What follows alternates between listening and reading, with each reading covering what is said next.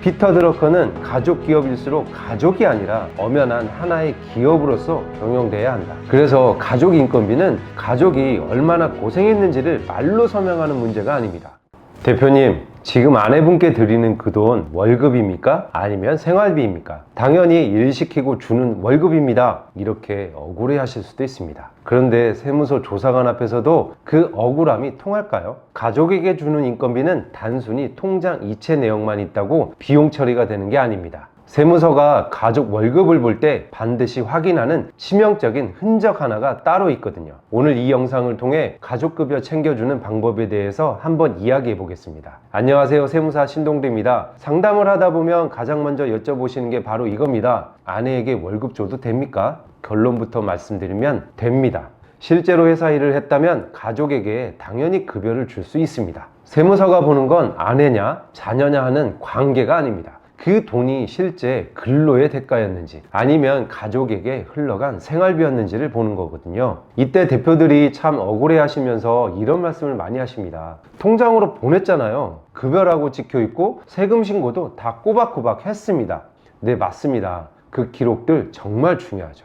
하지만 대표님, 통장 기록이 증명하는 건 딱 하나입니다. 돈이 나갔다는 사실 그 자체뿐이에요. 세무조사에서 궁금해하는 건 돈이 나갔다는 사실이 아니라 왜 나갔는지, 사모님이 어떤 일을 했는지, 그 일이 회사 안에 어떻게 남아있는지거든요.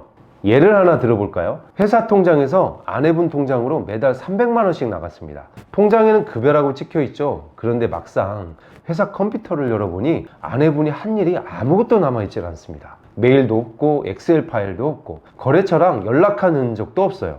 조사관 입장에서 한번 생각해 보세요. 가족끼리 오간 돈 겉으로만 보면 이게 생활비인지 용돈인지 월급인지 구분이 안 됩니다. 그래서 가족 인건비는 돈을 보냈다는 기록만으로는 부족하고 통장 밖의 자료, 즉 일했다는 흔적이 무조건 같이 남아 있어야 합니다. 제가 예전에 매출 150억쯤 되는 부품 유통법인의 세무조사를 담당했을 때 이야기입니다. 이 회사는 아내분이 경리와 총무를, 아드님이 온라인 쇼핑몰 관리를 맡고 계셨습니다. 세무조사 때 당연히 가족 인건비 자료 요청이 들어왔죠. 그런데 이 회사는 통장 내역에서 멈추지 않고 컴퓨터를 열어서 팩트를 보여줬습니다. 아내분이 거래처와 주고받은 실제 메일 내역, 세금계산서 정리 파일, 그리고 아드님은 쇼핑몰에 상품을 등록하고 주문을 확인한 로그인 기록까지 다 남아 있었던 겁니다.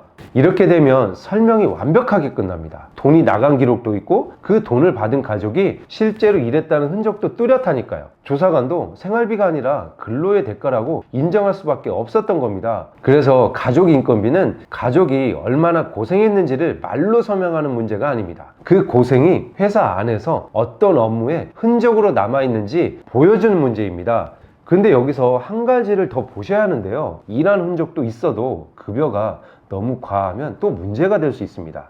아내분이 일주일에 이틀쯤 회사 일을 도왔습니다. 현장도 보고 서류도 정리하고 일 안 하신 건 아닙니다. 그런데 매달 급여가 600만 원씩 나갑니다. 회사는 계속 적자인데 말이죠. 이럴 때 세무서는 일 했느냐에서 끝나지 않고 그 일에 비해 급여가 적정했는지를 봅니다. 기준은 어렵지 않습니다. 이 똑같은 일을 가족이 아니라 생판 모르는 외부 직원에게 맡겼어도 월 600만 원을 줄까요? 다른 직원이었으면 200, 300만 원 줄 일인데 내 가족이라는 이유로 600만 원을 줬다면 그 차액은 설명이 어렵습니다. 일하는 흔적도 있어도 그 금액이 역할을 앞서가 버리면 그때부터 그 월급은 회사 돈을 부당하게 빼돌린 돈처럼 보이거든요.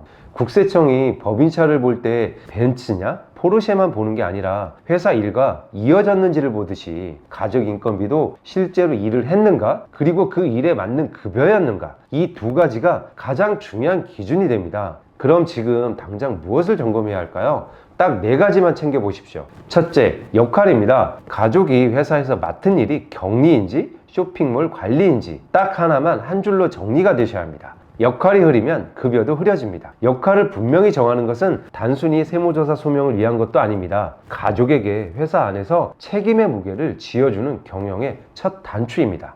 둘째는 흔적입니다. 그 역할에 맞는 자료가 회사 안에 남아있는지 보십시오. 메일, 엑셀 파일, 거래처 연락 기록 등 그 사람이 일을 했다는 흔적들이면 충분합니다. 이 흔적들은 세무조사를 넘기 위한 단순한 방어용 자리가 아닙니다. 가족에 보이지 않던 헌신이 회사 안에서 온전한 업무 시스템으로 자리 잡게 만드는 튼튼한 뼈대가 될 수 있습니다.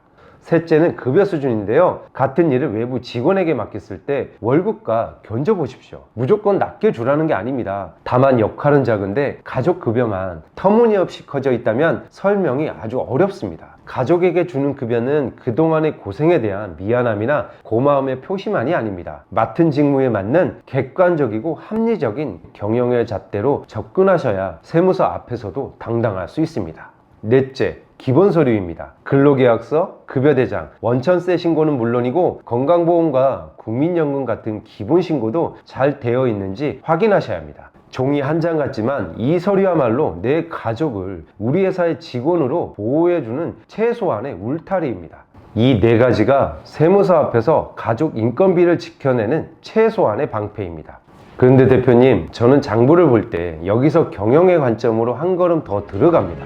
피터 드러커는 가족 기업일수록 가족이 아니라 엄연한 하나의 기업으로서 경영돼야 한다, 이렇게 강조했습니다. 가족에게 급여를 주는 일은 단순히 세금을 줄이거나 생활비를 회사 돈으로 해결하려는 절세 기술이 아닙니다. 내 가족을 우리 회사의 성장을 함께 이끄는 당당한 조직의 일원으로 세우고 그 역할에 맞는 정당한 대우를 하는 경영의 척도라고 봅니다. 저는 수많은 장부를 곁에서 지켜보면 참 마음이 힘들 때가 많습니다. 회사가 가장 어려웠던 시절, 대가 없이 밤낮으로 헌신해준 분들이 바로 대표님의 가족이기 때문입니다. 회사가 어려울 때 내 가족이 도와준 그 헌신, 그 고마움을 대표님 기억 속에만 두시면 그건 그냥 회사 밖의 일로 끝납니다. 회사는 대표님의 기억을 기록으로 인정해주지 않거든요. 누가 어떤 일을 맡았고 그 흔적이 남아있고 역할에 맞는 급여가 나갔는지 이 정도만 남겨두셔도 가족의 월급은 회사 안에서 훨씬 당당하게 설명됩니다. 우리 가족의 귀한 노동을 진정으로 지키는 방법은 세무서 조사관을 피하게 한 방법을 찾는 것이 아닙니다. 회사 안에 명확한 역할로 남기고 기록으로 지켜내는 것입니다.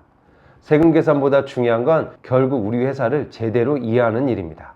지금까지 세무사 신동대였습니다.